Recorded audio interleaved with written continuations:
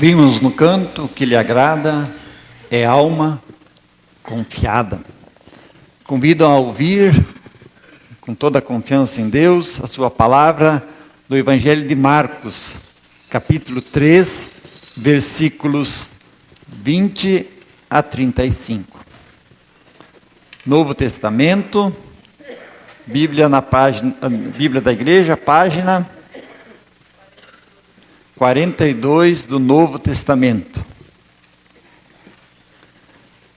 Conforme aqui indicado, Marcos 3, 20 a 35.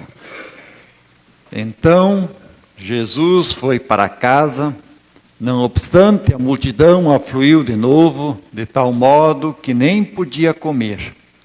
E quando os parentes de Jesus ouviram isto, saíram para o prender, porque diziam: está fora de si. Os escribas que haviam descido de Jerusalém diziam: ele está possesso de Beelzebu, e pelo maioral dos demônios que ele expele os demônios. Então, convocando-os, Jesus lhes disse, por meio de parábolas: como pode Satanás expelir a Satanás? Se um reino estiver dividido contra si mesmo, tal reino não pode subsistir. E se uma casa estiver dividida contra si mesmo, tal casa não pode subsistir. Se, pois, Satanás se levantou contra si mesmo e está dividido, não pode subsistir, mas perece. Ninguém pode entrar na casa do valente para roubar-lhe os bens, sem primeiro amará-lo, e só então lhe saqueará a casa. Em verdade vos digo que tudo será perdoado aos filhos dos homens, os pecados e as blasfêmias que proferirem.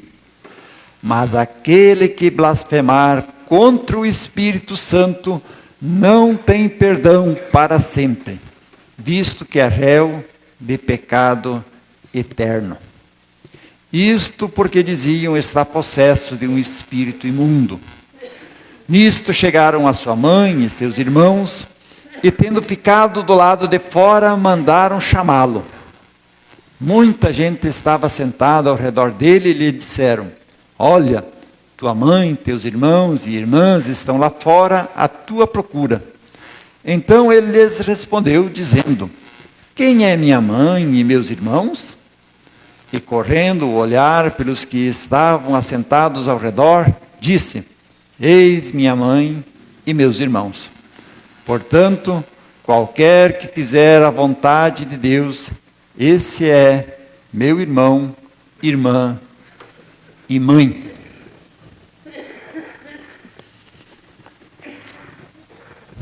Aqui no nosso último culto, nós tivemos a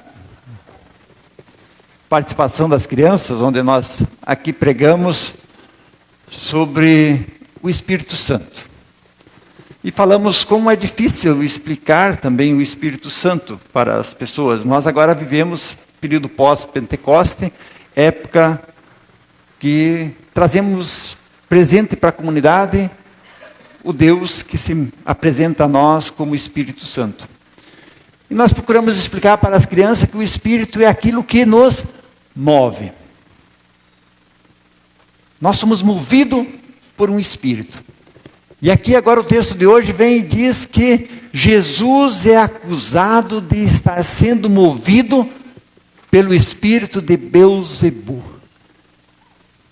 Ou seja, Jesus é acusado de estar sendo movido pelo espírito do diabo. Olha a acusação que Jesus sofreu. Tudo porque ele havia feito uma cura de uma pessoa endemoniada. E dizem que ele está expulsando demônios com o espírito do próprio diabo.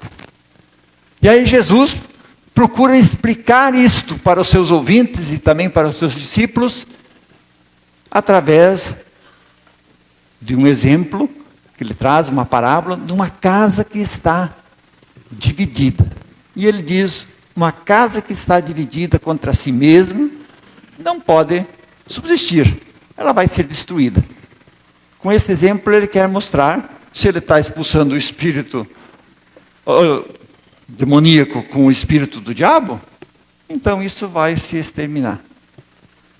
Com esse exemplo de casa dividida, ele diz, olha, não dá para subsistir. Então podem ficar tranquilos, vocês que me acusam de estar com o espírito do diabo. Qual é o espírito que nos move?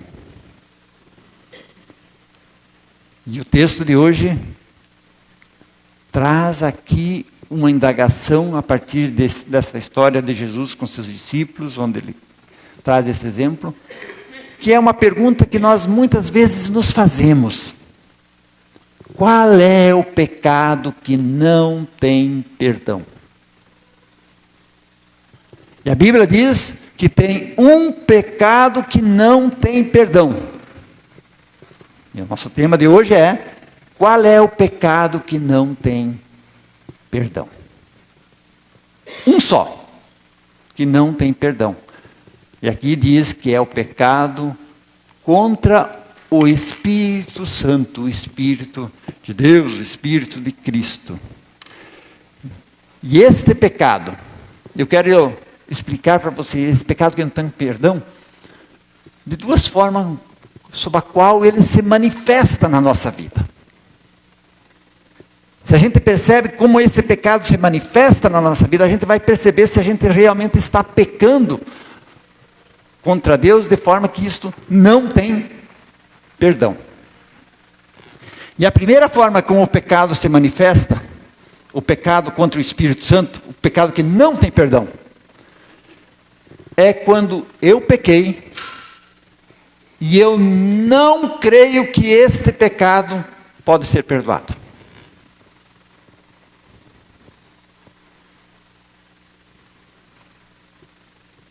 Este é o pecado contra o Espírito Santo.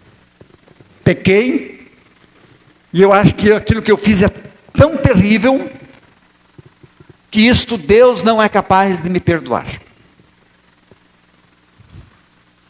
Essa é a primeira forma como o pecado contra o Espírito Santo se manifesta. A gente achar que Deus é incapaz de perdoar o nosso pecado. Isso significa que a gente está crendo que a graça de Deus pode socorrer todo mundo, mas só não pode socorrer a mim, porque o que eu fiz é terrível. E isto gera em nós uma consciência atribulada, perda de sono, ansiedade, inquietação, bebedeira, drogas e por aí vai.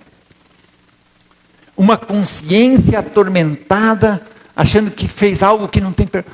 Ela pode levar o ser humano a fazer coisas terríveis. Considerar impossível ser perdoado, esta é a primeira forma como o pecado contra o Espírito Santo se manifesta. Porque com isto, eu me coloco fora do reino da graça de Deus. Estar sob o reino da graça de Deus significa crer em primeiro lugar que o perdão de Deus é especialmente para mim. A morte de Jesus, o Filho de Deus, foi em favor de mim. E Deus, Ele acredita que Ele pode mudar qualquer pessoa. Inclusive, a mim, que tenha cometido um pecado que eu acho que não tem perdão. Mesmo que eu não acredite. Quando a gente olha para a cruz de Jesus, Deus demonstra ali e diz: eu acredito que tu pode mudar. Agora, se você continuar não acreditando nisso, esse é um pecado eterno e esse não tem perdão. Interessante, né? Porque quando a gente não acredita no perdão de Deus, Deus está sendo negado, a sua graça, aquilo que ele fez de Jesus está sendo aniquilado. Deus está sendo desprezado. E isso é o que tem de pior. E essa manifestação de que eu não acredito no perdão de Deus, ela também se mostra na nossa vida com aquela bela frase que a gente gosta de: eu perdoo tudo, mas isto eu não perdoo. Isto eu não perdoo. Já ouviram isso?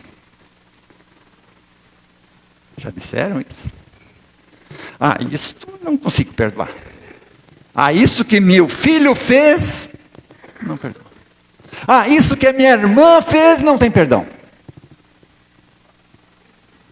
Aí de repente surge um câncer inesperado, surge doenças, ou seja, eu prefiro morrer, eu prefiro aniquilar o meu corpo, eu prefiro atormentar a minha consciência do que crer no perdão, que o perdão de Deus é também para essa pessoa, mas isto eu não perdoo.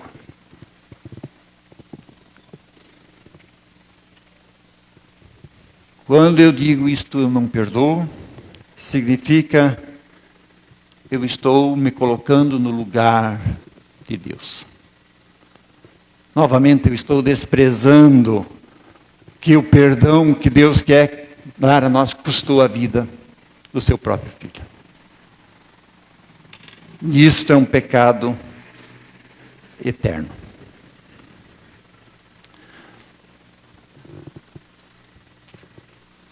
A segunda forma que o pecado contra o Espírito Santo se manifesta é uma forma muito mais bonita. Ela é tão bonita que a gente adora ela. E ela se manifesta na nossa vida quando a gente faz boas obras. Quando a gente faz coisas boas. E essas coisas boas que a gente faz um pequeno acréscimo.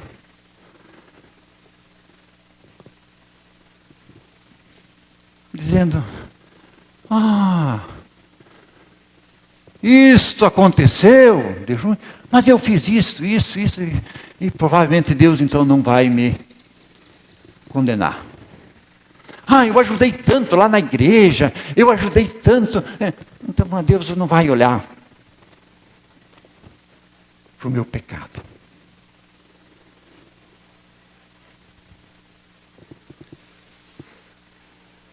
Ou seja, eu procuro me consolar quando faço algo terrível, um pecado terrível. Eu procuro consolar a minha consciência fazendo coisas boas. E agora eu acho que, porque eu fiz essas coisas boas, então Deus está em paz comigo. E isto, diz a Bíblia, é um pecado contra o Espírito Santo. Por quê? Se é assim, porque eu fiz uma ou outra coisa boa, agora Deus então está de paz comigo. Então por que eu preciso de Jesus? Por que Deus precisou passar pelo que Ele passou na cruz? Se as minhas coisas boas são suficientes para me reconciliar com Deus e dar paz para a minha consciência. É como se não houvesse pecado, então. Ou seja, fiz algo terrível, mas em compensação fiz outras coisas boas, então está tudo resolvido.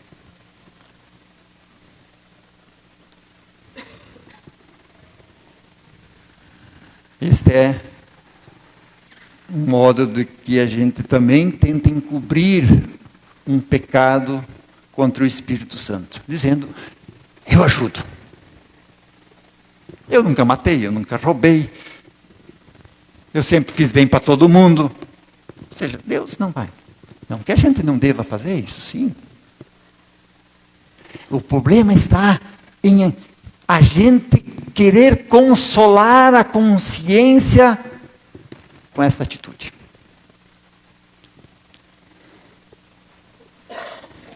Pastora Mara, a semana estava ouvindo um audiobook do livro Memórias Póstumas de Brás Cubas. É um livro que eu li também um bom tempo atrás, e ela trazendo como ela estava impressionada com a leitura também.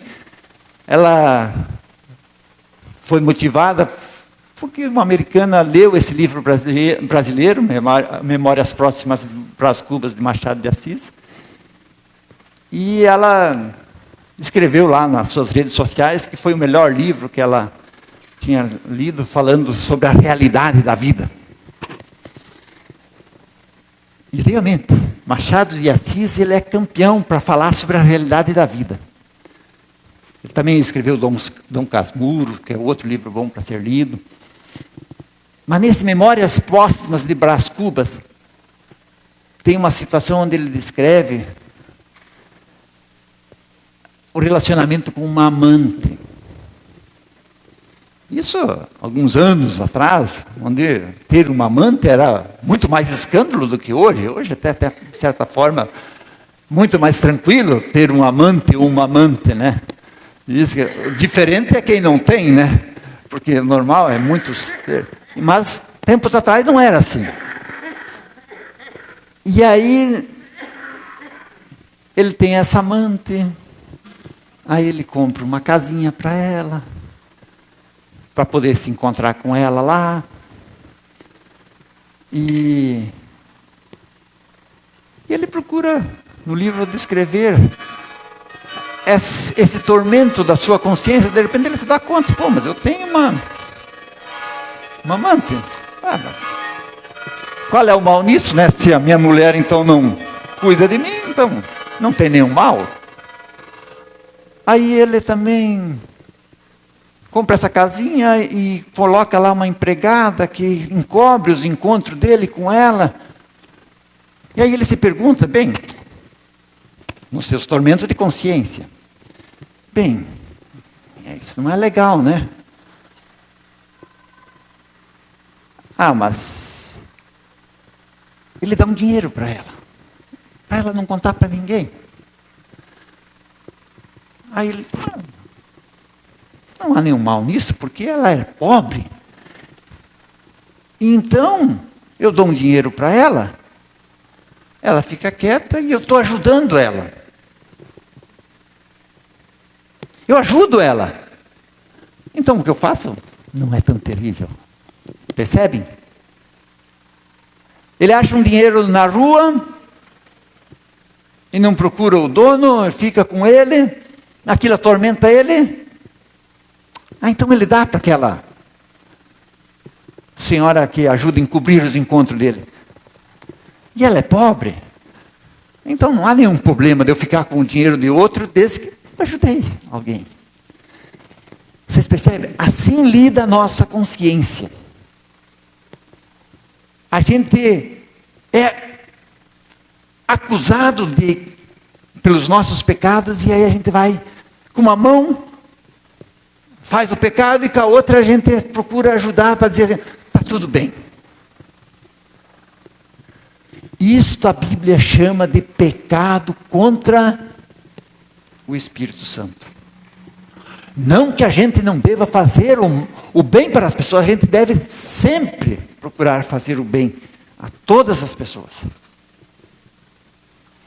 Mas uma forma como o pecado contra o Espírito Santo se manifesta é a gente se, por assim dizer, auto-absolver, se perdoar a si mesmo por uma coisa que a consciência o acusa, fazendo outra coisa boa, achando que está tudo resolvido. E isso é um pecado contra o Espírito Santo, porque novamente Deus está sendo aniquilado, Deus está sendo colocado de lado, Deus está sendo desprezado. Ou seja, eu não preciso confiar em Deus, porque se eu faço uma coisa má, basta eu fazer uma coisa boa, está tudo resolvido. E assim vive a maior parte da humanidade. Vivem sem Deus. Deus, mais uma vez, está sendo negado. E quando eu ajo assim, mais uma vez eu estou me colocando fora da graça de Deus. Eu estou agindo contra o Espírito Santo. Com isso eu estou dizendo, eu não preciso do perdão. Estas são as duas principais formas como o pecado contra o Espírito Santo se manifesta. Eu não creio no perdão, e porque eu não creio, então eu não perdoo, ou acho que não preciso do perdão. E a outra forma é, eu não sou pecador. Pecador somos outros. Eu não sou pecador, porque eu faço as coisas, a consciência até me acusa que eu faço coisas más perante Deus e perante a lei de Deus, mas eu também faço coisas boas. Então eu não sou pecador. Entenderam? Essas duas formas. Não sou pecador. Então não preciso de Deus, não preciso de perdão, não preciso da obra de Cristo na cruz. E a outra?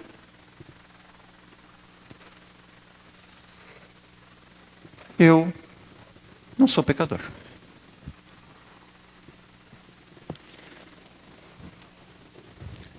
Porque quem tem o Espírito Santo, quem está movido pela fé que é dada pelo Espírito Santo, esta pessoa, como diz a própria Bíblia, nos textos que seguem ao texto que nós ouvimos, em algum dos evangelhos vai dizer, essa pessoa é uma árvore boa e a árvore boa vai produzir bons frutos. O Espírito Santo não deixa ninguém parado sem produzir bons frutos. E um dos sinais de que os bons frutos surgem na nossa vida é o perdão. O perdão pleno, incondicional, para todas as pessoas. Porque eu tenho um Deus que perdoou a mim e pagou caro para perdoar por sua vida do seu filho. O perdão pleno. Onde ele não está, o pecado contra o Espírito Santo prevalece. E outro fruto, sinal claro de que o Espírito Santo move a vida de uma pessoa, é a confissão de pecados. Por isso nós aqui no início do culto sempre confessamos nossos pecados.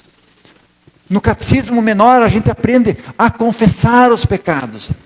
Porque quando a gente confessa pecados, dá nome a eles, admite, como pegando o exemplo do Brás Cubas, para não pegar o nosso, eu tenho uma amante, e isso é terrível. Eu subornei a pobre moça lá para fazer silêncio dos meus pecados. Quando a pessoa é movida pelo Espírito Santo e a sua consciência o acusa, ela confessa, ela admite, e a partir daí ela busca viver a nova vida. Como diz Jesus, a minha família não é minha mãe e meus irmãos, mas minha mãe e meus irmãos são aqueles que fazem a vontade de meu Pai que está no céu. Ou seja, somos integrados na família de Deus. Quando vivemos essa nova vida, a partir do perdão, a partir da confissão. Vida do cristão não seria outra coisa do que viver confessando e reconhecendo os seus pecados, para que a graça de Deus se manifeste de forma plena.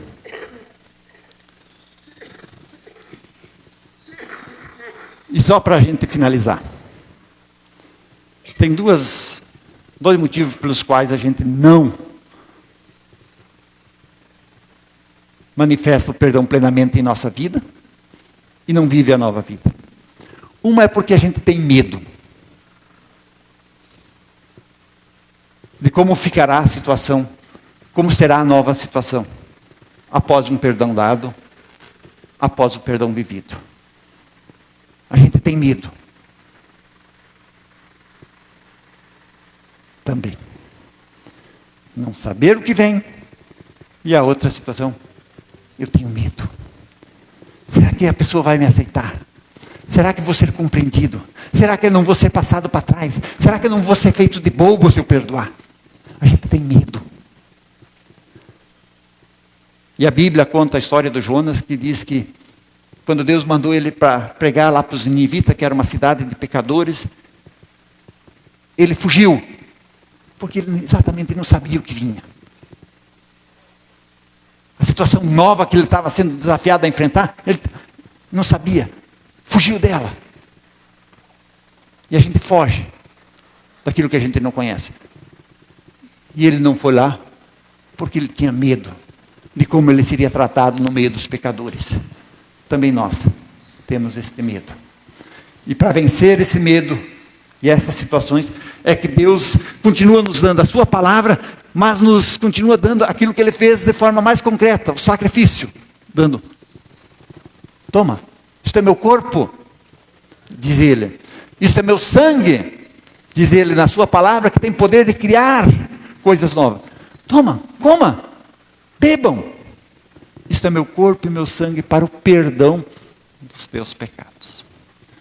Que Deus continue nos fortalecendo, nos encorajando para enfrentar situações novas, vencer nossos medos e superar